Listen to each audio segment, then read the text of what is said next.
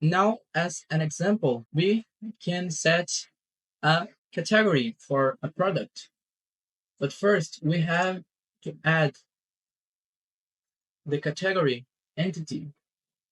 Here in category, we want ID and we want the name of this category. Now in product, to have this one-to-many relationship, we can say category ID and we have the navigation property for category. Here, when a product is saved with a category ID, when we get the product from the database, we will have this category object filled with the related object. And if we want to have all the products when we get a category, we can say public list of product and say products. Here, when we get our category, we will also get our products list. Let's add a migration now. Let's add a migration to see the magic.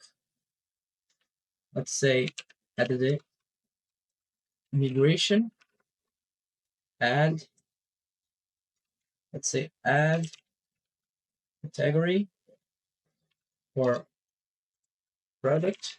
Here, you can see in the migration, we added a column for category ID on our database, and we also created our category table. Here we have an index for category ID in the products table, and we add a foreign key to that. Let's update our database. Here we have an error saying the outer table statement conflicted with the foreign key constraint and the name of the constraint. This is because we already have a product on our database.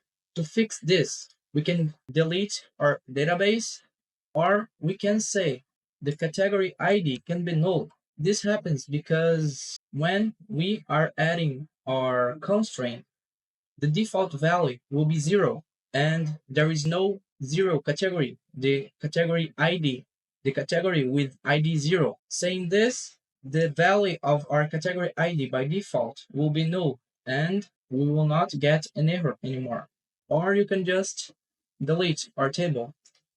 Let's delete our table. Let's delete our table and say update database. Let's refresh it. Tables, products, columns. You see, you have a category ID and the foreign key for the category ID. And here we have a category table with the columns ID and a name.